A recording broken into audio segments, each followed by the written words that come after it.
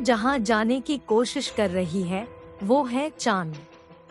एक के बाद एक, चाहे वो अमेरिका हो या चीन हो या फिर अब भारत, हर देश चांद पर जाना चाहता है। हालांकि हमारा भारत देश अब चांद में सॉफ्ट लैंडिंग कर चुका है, लेकिन आपने कभी सोचा है कि आखिर चंद्रमा की दुनिया कैसी है? मिट्टी है, पत्थर या समुद्र है, या नदियां पहाड़ है, या बर्फ? तो चलिए दोस्तों, आपको ले चलते हैं चांद की सैर पर। पृथ्वी से चांद की दूरी 3,84,000 किलोमीटर है। पृथ्वी से चांद तक पहुंचने में सबसे कम समय 4 दिन अमेरिका को लगा है।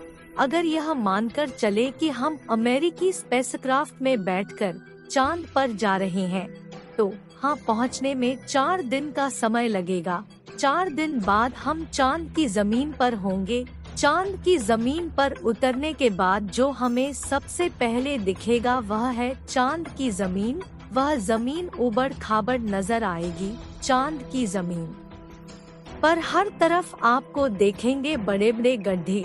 पृथ्वी पर खड़े होकर ऊपर की ओर देखेंगे तो आपको हमारा खूबसूरत ग्रह पृथ्वी नजर आएगा, जिसमें आपको पृथ्वी साफ साफ अपने अक्ष पर घूर्णन करती हुई नजर आएगी।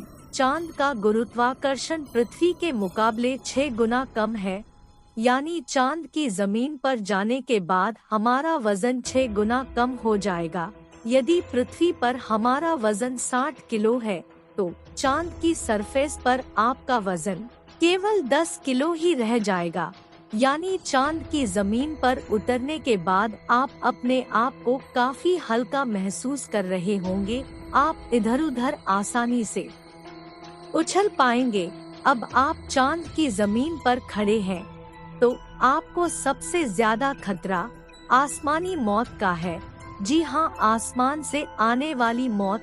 चांद का गुरुत्वाकर्षण कम होने की वजह से इसके पास कोई भी वायुमंडल नाम मौजूदगी भी नहीं है। वहाँ पर रहने वालों के लिए उल्का पिंड जैसे खतरे का डर लगातार बना रहता है।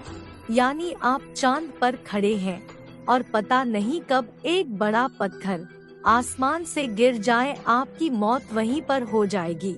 यही वजह है चांद पर बड़े बड़े गड्ढों की। सूर्य के बाद आसमान में सबसे ज्यादा चमकने वाली अगर कोई चीज है तो वह है चंद्रमा। जब हम पृथ्वी से आसमान की तरफ देखते हैं तो हमें नीला आसमान दिखाई देता है, लेकिन चांद से आसमान की तरफ देखते हैं तो हमें नीला नहीं बल्कि काला दिखाई देता है। यानी आप जब भी ऊपर आसमान की तरफ देखेंगे तो आपको लगेगा कि आप काला आसमान की दुनिया में आ गए हैं। अब चांद पर खड़े होकर आप बहुत बोरिंग फील रहे हैं और आपका मन करता है चलिए YouTube चलाकर डेली ट्रेंडिंग वीडियो प्ले कर लेते हैं। जैसे अभी इंटरनेट के माध्यम से पृथ्वी पर आप हमारा वीडियो देख रहे हैं, वैसे ही चांद पर भी आप हमारा वीडियो देख पाएंगे।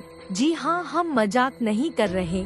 अमेरिकी अंतरिक्ष एजेंसी ने वर्ल्ड रिकॉर्ड में अपना नाम दर्ज करवाते हुए चांद पर वाईफाई की सुविधा उपलब्ध करा दी है, जो कि 19 Mbps तक इंटरनेट स्पीड, यानी आप आराम से चांद पर इंटरनेट चलाकर अपना एंटरटेनमेंट कर सकते हैं। अब आपका मन कर रहा है इंटरनेट तो बहुत हुआ, अब चांद से पृथ्वी पर अपने घर फोन करके बात करते हैं। आपने फोन मिलाया, फोन लग भी गया, लेकिन यह क्या आप बोल रहे हैं? लेकिन आपकी आवाज मुंह से बाहर नहीं आ रही है। जी हाँ, यह सच है। चांद पर आप कितना भी जोर से चिल्ला ले, आपकी आवाज मुंह से बाहर नहीं आएगी। धरती पर वायु की हमेशा हर जगह उपस्थिति रहती है, लेकिन चंद्रमा का अपना कोई वायुमंडल नहीं है, इसलिए वहाँ पर ध्वनि तरंगों का संरक्षण सामान्य रूप से संभव नहीं। यदि आप चंद्रमा पर किसी को पुकार कर बुलाना चाहेंगे तो उस तक आपकी आवाज नहीं पहुँच पाएगी। परंतु चंद्रमा पर एस्ट्रोनॉट्स प्रेशराइज्ड स्पेस सूट में रहते हैं। जिसमें ऑक्सीजन व नाइट्रोजन भरकर कृत्रिम रूप से वायुमंडलीय दबाव बनाया जाता है, इसलिए वे सूट में बात कर सकते हैं। अब चांद पर हमको रहना है, तो अब बात करते हैं चांद पर दिन और रात के बारे में। चांद को पृथ्वी का एक चक्कर लगाने में 27.3 दिन लग जाते हैं और अपने अक्ष पर भी एक चक्कर लगाने में इतना ही टाइम लगता है। वहीं चांद पर एक दिन करीब 14 दिन का होता है। रात भी इतनी ही लंबी होती है।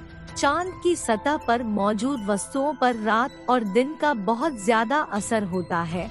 रात में चांद का तापमान लगभग -100 हो जाता है और दिन का तापमान 180 डिग्री सेल्सियस तक बढ़ जाता है।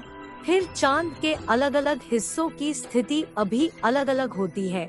माना जाता है चांद का साउथ पोल ठंडा होता है।